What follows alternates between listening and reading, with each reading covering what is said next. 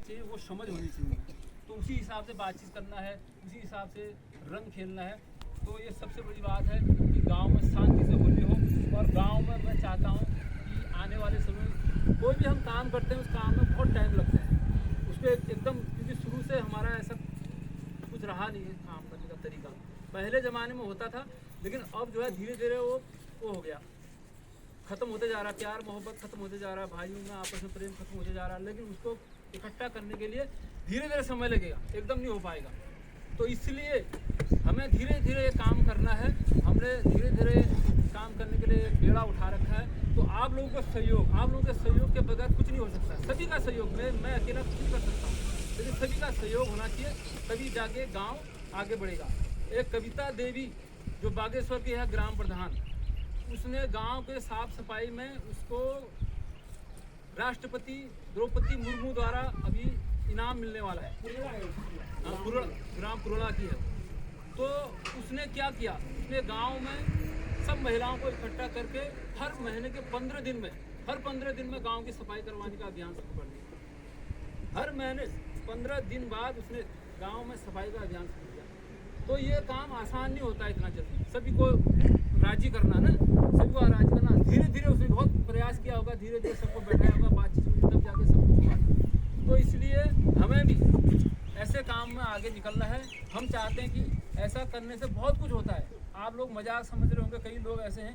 आदर्श गाँव बनाने के लिए, आदर्श गाँव का मतलब होता है सारे पूरे डिस्ट्रिक्ट में नंबर 1 गाँव, और उसके लिए सरकार सब कुछ देने के लिए तैयार है। अगर हम खुद प्रयास करें तब, अब हम कुछ करेंगे नहीं तो सरकार कुछ नहीं देगी।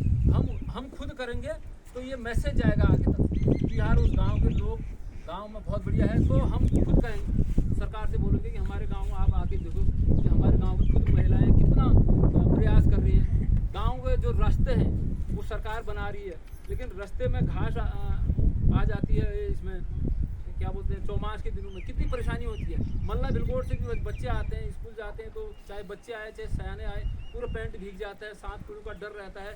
तो सभी लोग ये सोच लें कि हम अपने अपने खेत का जो ज़मीन, जिसकी खेत के पास रास्ते में जो ज़मीन है, सभी लोग अपने रास्ते में घास काटेंगे तो सारे गाँव का रास्ता साफ हो जाएगा। ये नहीं सोचना है कि मेरा रास्ता ये है तो मैं इसी का, तुमने कभी उधर जाना है, कभी उधर जाना है, सब जगह जाना है। तो सारे अपने अपने खेत का घास काटेंगे तो पूरे गांव का रास्ता साफ हो जाएगा।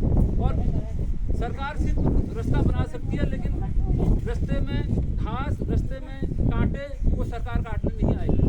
और अपने मकान के साथ भी रास्ते जो हैं उनको भी साफ रखना है।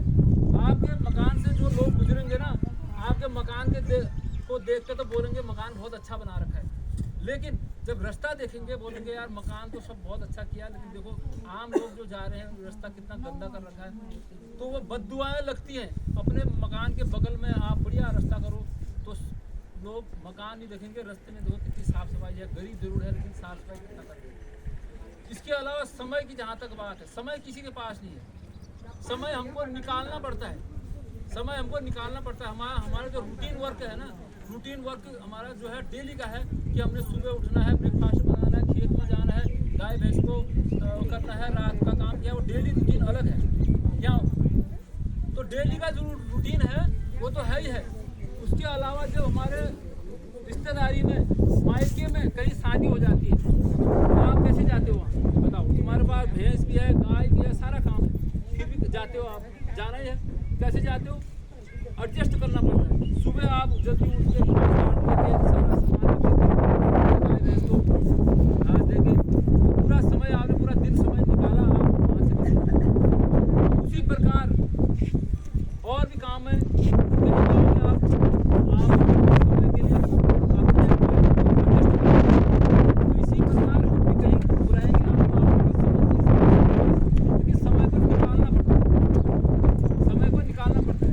अब कई लोग बोलते हैं कि हमारे पास फालतू समय नहीं है। ग्राम प्रधान है, उन्होंने मेरे को ये बोला, मैं उनको कुछ नहीं बोला, सभी बैठ गए। उनको बोला मीटिंग है और ये है हम करेंगे। बोला हमारे पास फालतू समय नहीं है, आपकी मीटिंग में आएगी। तो ग्राम प्रधान ने ऐसा शब्द बोल दिया, तो बहुत गलत बात है। जब ग्राम प्रधान ऐसे बोला तो ये फालतू समय नहीं है। जब हम कहीं भागवत सुनने जाते हैं, जब कहीं और जगह जाते हैं, जब कहीं एक गांव के हित के लिए काम करते हैं, ये फालतू समय नहीं है, ये बहुत कीमती समय है, बहुत कीमती समय है ये फालतू समय नहीं है। हम इसको फालतू समय बोल रहे हैं, फालतू समय नहीं है, बहुत कीमती समय। इस समय की बहुत कीमत होती है।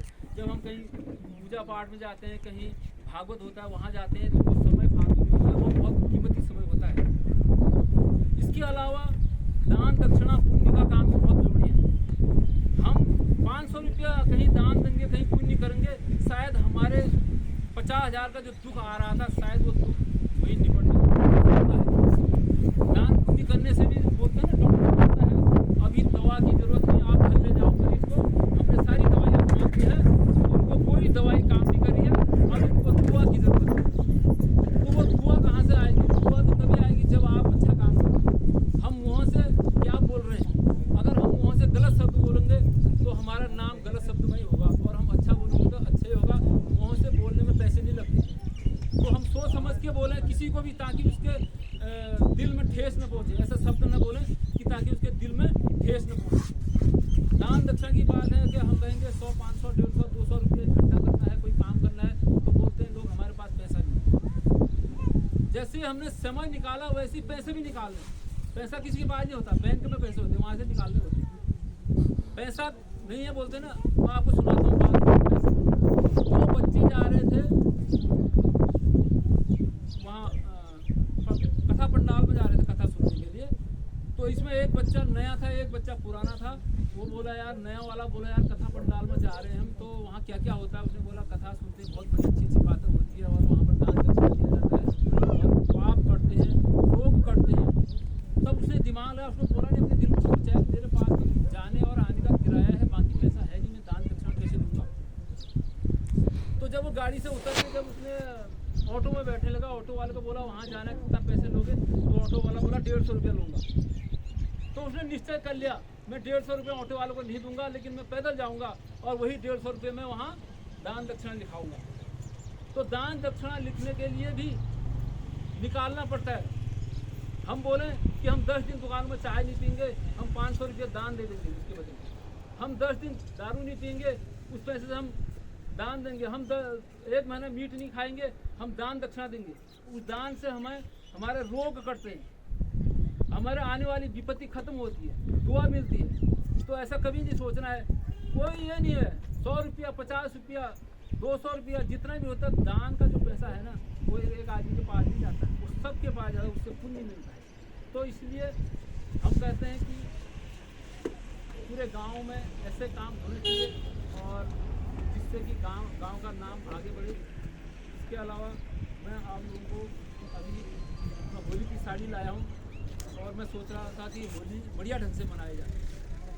और वहाँ किरोलू बाखे के नहीं आए, उसका कारण यही है, शायद वो ग्राम प्रधान ने बोला होगा, ऐसा हो नहीं सकता नहीं आए।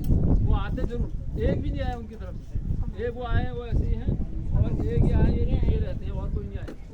लेकिन देख लो, लेकिन मतलब सोच देखो ना, सोच देखो, आप ये बताओ, जिसके पास जितना दिमाग होगा ना, जिसके पास जितना दिमाग होगा वो वैसे ही सोचेगा, जिसके पास जितना ज्ञान होगा वो उतना ही उतनी सोच होगी। तो क्या मैं, आप बताओ, क्या मैं गलत कोई काम के लिए बुला रहा हूँ? किसी को बताओ, अच्छे काम के लिए बुला रहा हूँ। सबको बताया है कि अच्छे काम करे, यहाँ बुलाया, लेकिन फिर भी उसके बाद भी वो नहीं आए।